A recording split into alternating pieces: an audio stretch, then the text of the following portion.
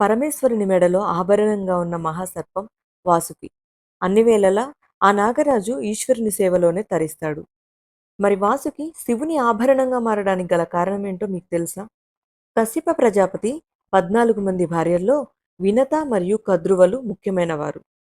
వినతకు గరుత్మంతుడు మరియు అనూరుడు అనే ఇద్దరు కుమారులు జన్మించారు.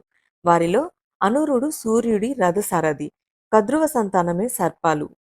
వీరు మొత్తం 1000 మంది కాగా అందులో పెద్దవాడు ఆదిశేషుడు. ఒకరోజు పాలసముద్రం సమీపంలోని తెల్లని గుర్రాన్ని దూరం నుండి చూసిన కద్రువ దాని తోక నల్లగా ఉందని తన సోదరి వినతతో చెబుతుంది. అయితే వినత మాత్రం తోక కూడా తెల్లగానే ఉంటుందని వాదించింది. దాని తోక నల్లగా ఉంటే నా దగ్గర 1000 సంవత్సరాలు పరిచారికగా ఉండాలి. ఒకవేళ తోక తెల్లగానే ఉంటే నేనే నీ దగ్గర బానిసగా ఉంటానని వినతతో కద్రువ పందెం కాస్తుంది. ఇంతలో చీకటి కావడంతో మర్నాడు వచ్చి పరీక్షించుకుందామని ఇద్దరూ వెళ్ళిపోయారు. అసలు గుర్రం తోక తెల్లగానే ఉండడంతో ఈ పందెంలో ఎలా నెగ్గాలా అన్న సంశయం కద్రువను వెంటాడింది. ఇంతలోనే ఆమెకు ఒక ఆలోచన వచ్చింది. తన కుమారులైన సర్పాలను పిలిచి నల్లగా ఉన్నవారు వెళ్లి గుర్రం తోకకు చుట్టుకోవాలని కోరింది.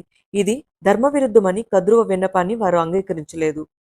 వారి వాదనకు ఆగ్రహం చెందిన కద్రువ తల్లి మాటని పట్టించుకోలేదు కాబట్టి భవిష్యత్తులో జరిగే సర్పయాగంలో పడి మీరంతా నశించిపోతారని శపించింది.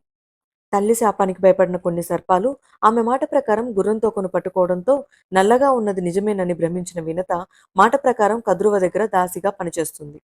అనంతరం వినతకు రెండో కుమారుడిగా జన్మించిన గరుత్మంతుడు దాస్య శృంఖాల నుంచి విముక్తిని కలిగించాడు.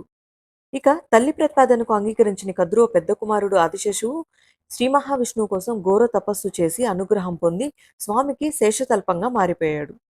దీంతో ఆదిశేషువుకు మృత్యుభయం లేకుండా పోయింది. రెండో వారైన వాసుకి మహాశివుడి అనుగ్రహం కోసం తపస్సు చేశాడు. వాసుకి భక్తికి మెచ్చిన మహాదేవుడు తన మెడలో ఆభరణంగా చేసుకున్నాడు. సాక్షాత్తు మృత్యుంజయుడైన మహాశివుడే తన మెడలో ఆభరణంగా వాసుకిని వేసుకోవడంతో కద్రువ శాపం ప్రభావం చూపలేకపోయింది.